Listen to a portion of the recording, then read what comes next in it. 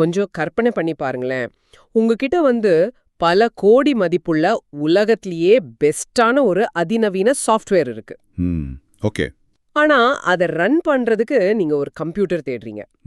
அப்போ உங்களுக்கு கிடைச்சது என்னவோ கீபோர்ட் பட்டன் எல்லாம் பிடுங்கிட்டு இருக்கிற ஸ்கிரீன் உடைஞ்ச ஒரு பழைய டப்பா கம்ப்யூட்டர். ரைட். இப்போ அந்த சூப்பர் சாஃப்ட்வேரை இந்த உடைஞ்ச கம்ப்யூட்டர்ல இன்ஸ்டால் பண்ண முயற்சி பண்ணா என்ன ஆகும்? கண்டிப்பா சிஸ்டம் கிராஷ் தான் ஆகும். அந்த சாஃப்ட்வேர் எவ்வளவு அறிவார்ந்ததா இருந்தாலும் சரி, அது அப்படியே முடங்கி போயிடும். கரெக்ட். அதை இயக்குற அந்த கருவி, அதாவது அந்த சிஸ்டம் பழுதா இருந்தா, உள்ள இருக்கிற ப்ரோக்ராம் உலகத்தையே மாத்திர சக்தி கொண்டிருந்தாலும் அது வெளியே தெரியாது. ஆமா, அது ஒரு திரையில கூட தெரியாது. சிஸ்டம் டோட்டலா ஹேங் ஆயிடும். எக்ஸாக்ட்லி. இதையே தான் பல நூற்றாண்டுகளுக்கு முன்பே நம்முடைய திருமூலர் உடம்பார் அழியின் உயிரார் அழிவர் அப்படின்னு மிக சுருக்கமா ஆனா ரொம்ப ஆழமா சொல்லிட்டு போயிருக்கார். நிச்சயமா. இன்னைக்கு நாம இந்த ஆழமான உரையாடல்ல அலச போற குறிப்புகளோட மையக்கருத்தே இதுதான். அதாவது உடல் எனும் ஹார்ட்வேர், திருமந்திரமும் நவீன வாழ்வியலும். இந்த அலசல்ல நம்ம ஒரு புதுமையான கோணத்தை எடுக்க போறோம். நம்முடைய பழமையான தமிழ் ஞானமோ இன்னைக்கு இருக்கிற நவீன தகவல் தொழில்நுட்பமோ எப்படி ஒன்றோடு ஒன்று இணையுது அப்படிங்கறத பார்க்க போறோம். அது ரொம்ப இன்ட்ரெஸ்டிங்கான ஒரு டாபிக். ஆமா.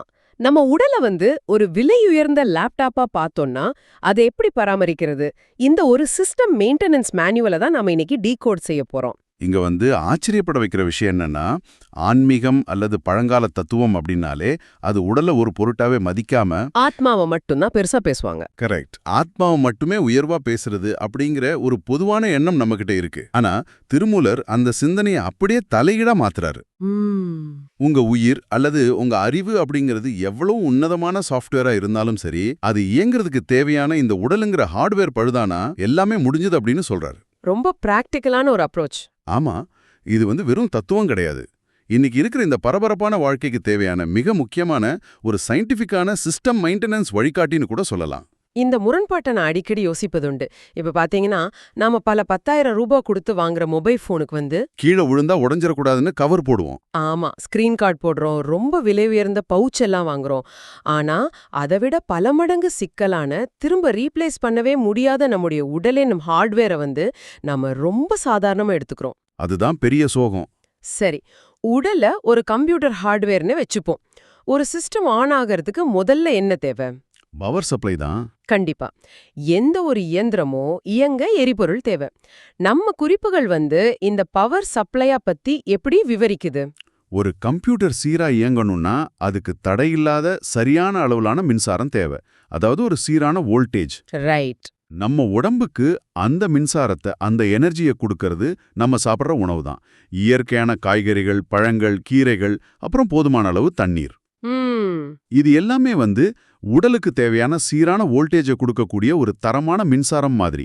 இந்த உணவுகள் உடம்புக்குள்ள மெதுவா செரிமானமாகி ரத்தத்துல சீரா கலந்து நாள் முழுக்க ஒரு எனர்ஜி கொடுத்துட்டே இருக்கும். ஆமா, நாள் முழுக்க ஒரு ஸ்டெடியான பவர் சப்ளையா நம்ம செல்களை நோக்கி அனுப்பிட்டே இருக்கும்.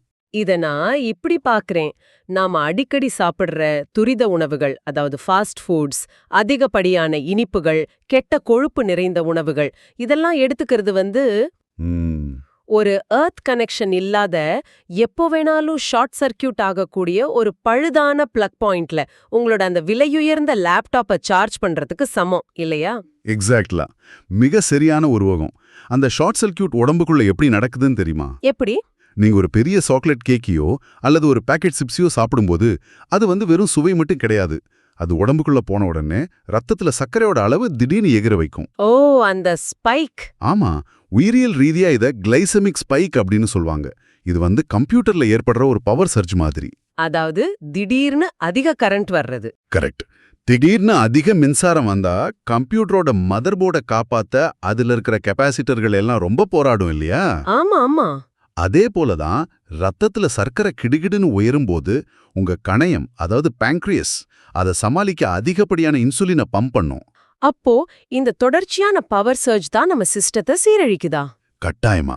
தினமும் பல தடவை இப்படி தரமில்லாத எரிபொருளை கொடுத்து பவர் சர்ஜ் ஏத்திட்டே இருந்தா ஒரு கட்டத்துல செல்ஸ் இந்த இன்சுலினை ஏத்துக்க மறுத்துடும். அதுதான் அந்த ரெசிஸ்டன்ஸ்.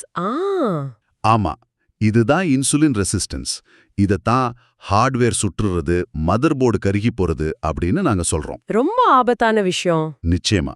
டைப் 2 சக்கரை நோய், கொலஸ்ட்ரால், மாரடைப்பு என எல்லாமே இந்த தரமில்லாத ஏற்ற இறக்கமான பவர் சப்ளையால தான் ஆரம்பிக்குது. கேக்குறதுக்கே கொஞ்சம் அதிர்ச்சியா தான் இருக்கு. இந்த உரையாடலை கேட்டுட்டு இருக்கிற நீங்க சாப்பிடுற ஒவ்வொரு உணவும் உங்க உடலோட மதர் போர்டுக்கு நீங்க கொடுக்கிற பவர் சப்ளை அப்படிங்கறத கண்டிப்பா ஞாபகத்துல வச்சுக்கோங்க. அது ரொம்ப முக்கியம். சரி, இப்போ ஒரு கேள்வி வருது.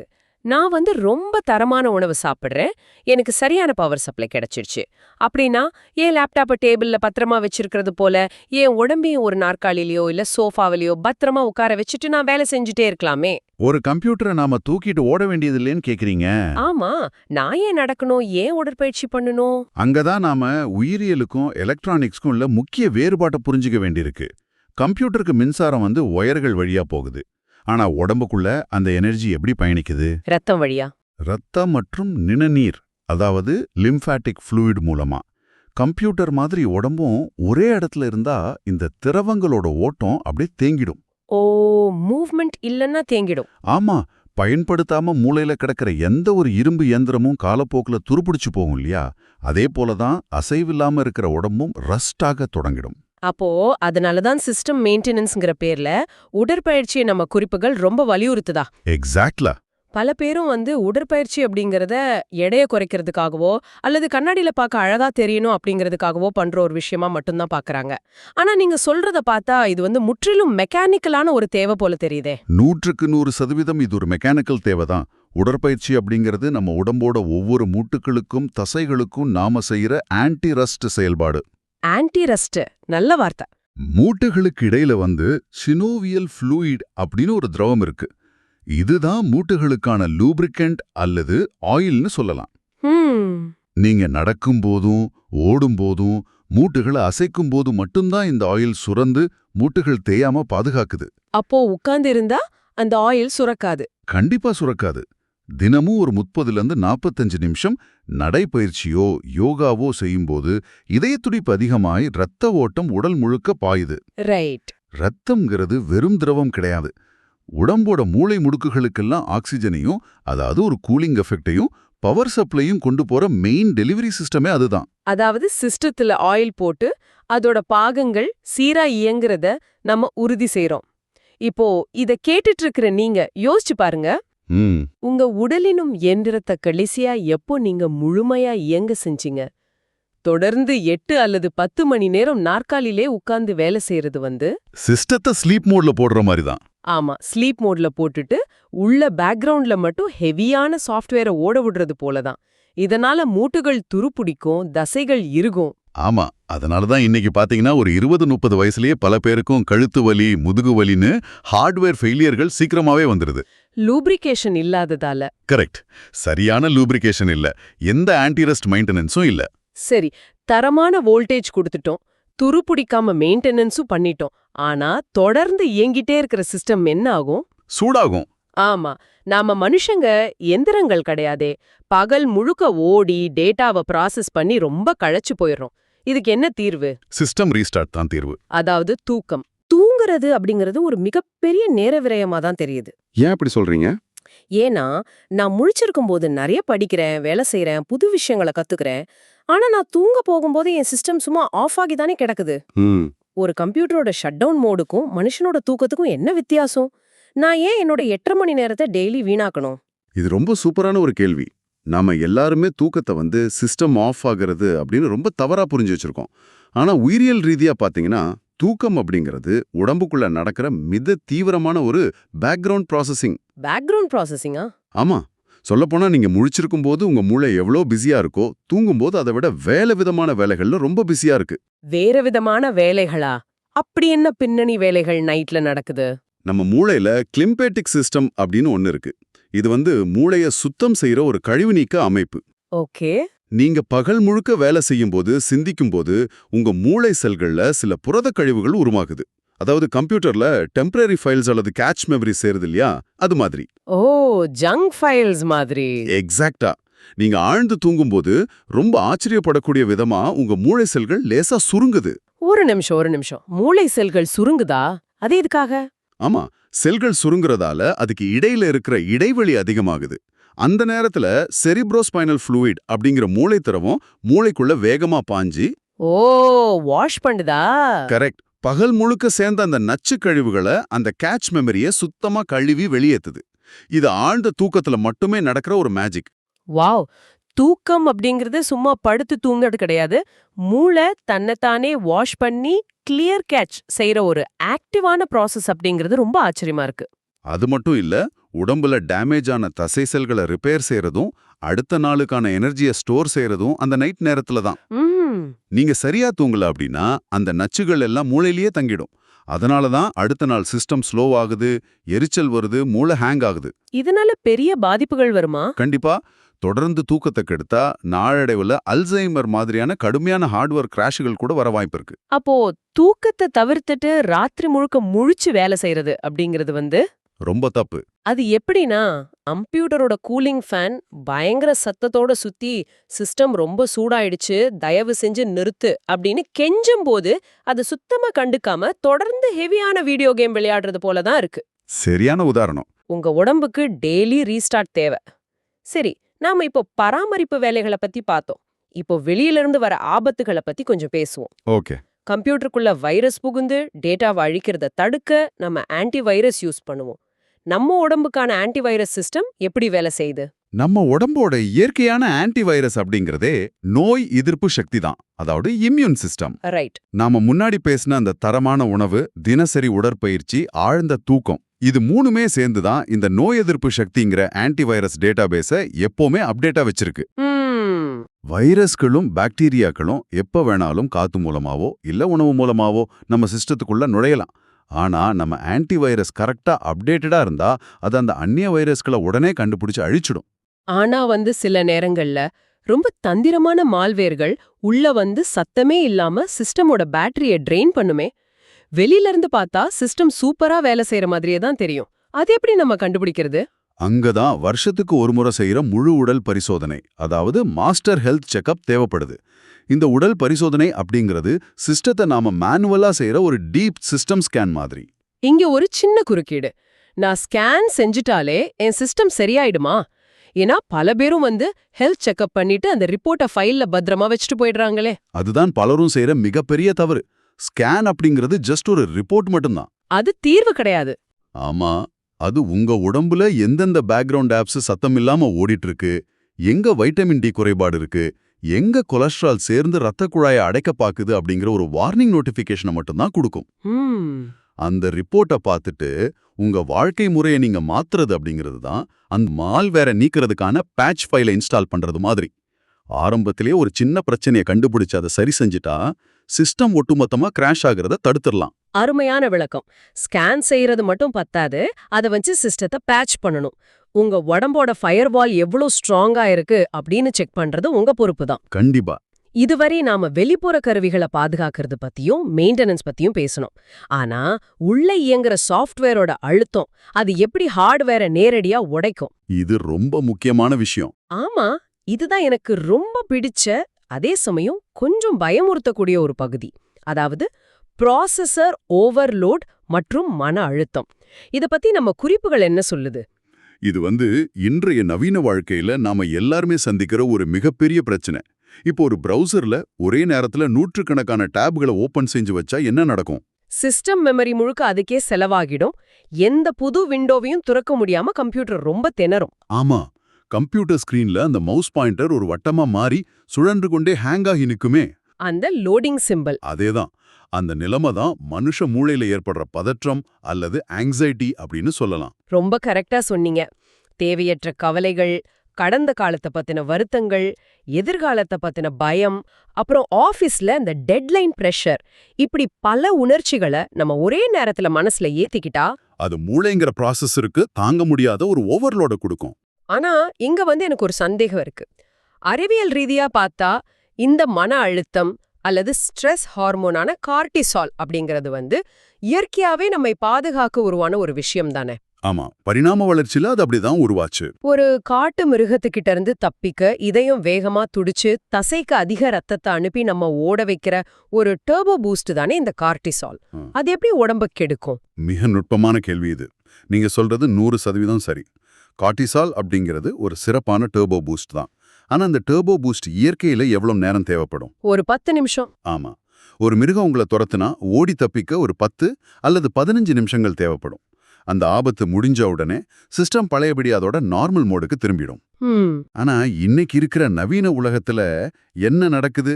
அந்த புலி உங்க பாஸ் வடிவிலையோ இல்ல மாசம் மாசம் கட்டுற இஎம்ஐ வடிவிலையோ அல்லது டிராஃபிக் ஜாம் வடிவிலையோ நாள் முழுக்க உங்களை துரத்திட்டே இருக்கு. ஓஹோ, அப்போ அந்த 10 நிமிட டர்போ பூஸ்ட் நாம தினமும் 10 மணி நேரம் ஆன் செஞ்சு வச்சிருக்கோம் அப்படின்னு சொல்றீங்களா? சரியா புடிச்சீங்க. எந்த ஒரு கம்ப்யூட்டரையும் அதோட உச்சபட்ச வேகத்துல டர்போ மோட்ல பல மணி நேரம் ஓடவிட்டா என்ன ஆகும்?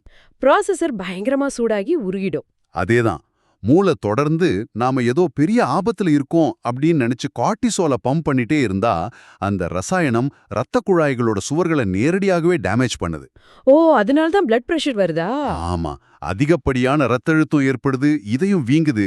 சாஃப்ட்வேர்ல, அதாவது மனசுல ஏற்படுற அதிகப்படியான ஓவர்லோடு நேரடியாக ஹார்ட்வேர் பாகங்களான இதயம், நரம்பு மண்டலம் இது எல்லாம் கொஞ்சம் கொஞ்சமா எரிச்சிடுது. மன அழுத்தம் அப்படிங்கிறது ஏதோ கண்ணுக்கு தெரியாத காத்துல மிதக்கிற விஷயம் அப்படின்னு தான் நான் நினைச்சேன்.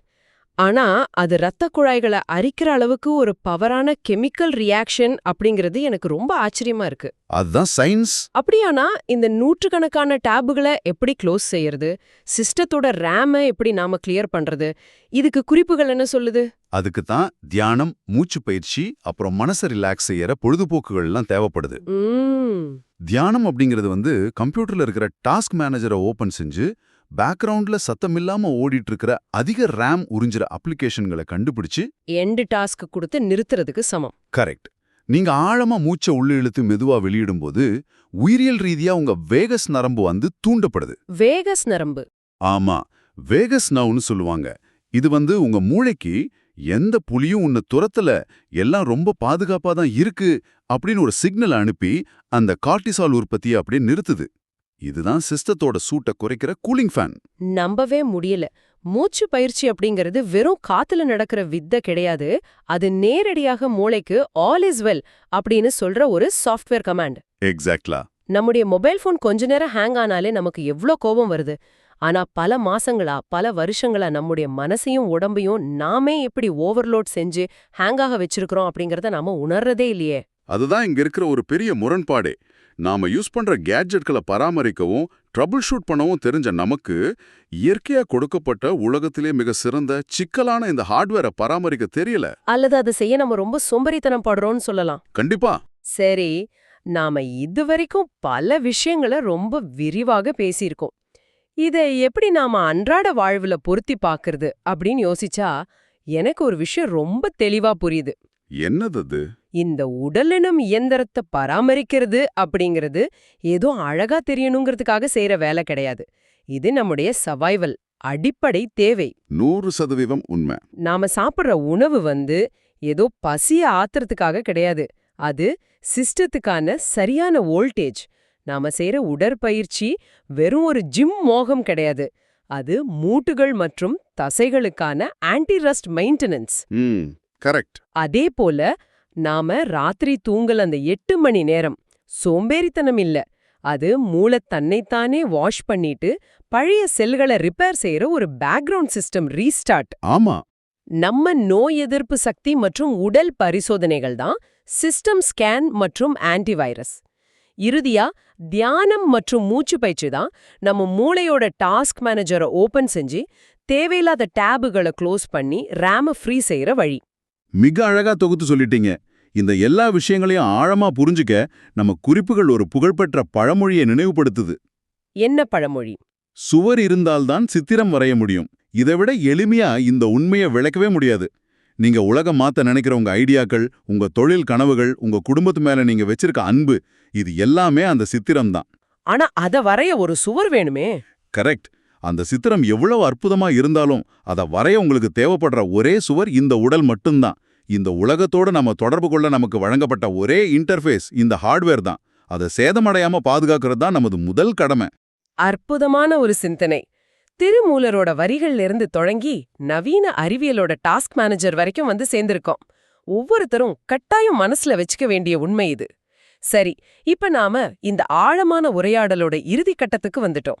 ம் இத கேட்டுட்டு இருக்கிற உங்களுக்கு சிந்திக்கிறதுக்காக ஒரு சின்ன கேள்விய முன் வச்சு இதை நிறைவு செய்ய விரும்புறேன். சொல்லுங்க. நீங்க உங்க லேப்டாப்ல விலையுயர்ந்த சாஃப்ட்வேர் இன்ஸ்டால் செய்ய ஆசைப்படுறது போலதான் உங்க வாழ்க்கையிலயும் பெரிய பெரிய லட்சியங்களை அடைய ஆசைப்படுறீங்க. ஆனா அடுத்த முறை நீங்க உடல் சோர்வாகவோ ஒரு மூட்டு வலியாலோ அல்லது ஏதோ ஒரு நோயுற்ற நிலையில உணரும்போது ஒரு நிமிஷம் கண்ணை மூடி உங்களை நீங்களே கேட்டுக்கோங்க.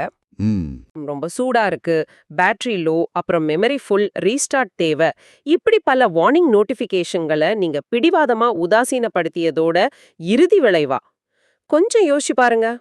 நிச்சயமா சிந்திக்க வேண்டிய விஷயம். உங்களுக்குள்ள சத்தமில்லாம ஓடிட்டு இருக்கிற அந்த தேவையற்ற டிராப்களை எல்லாம் க்ளோஸ் பண்ணிட்டு உங்க சிஸ்டத்தை ரீஸ்டார்ட் செய்யறதுக்கான நேரம் இதுவாக கூட இருக்கலாம். மீண்டும் ஒரு சுவாரஸ்யமான ஆழமான உரையாடல்ல சந்திப்போம். அதுவரை உங்க ஹார்ட்வேரை ரொம்ப பாதுகாப்பா வச்சுக்கோங்க.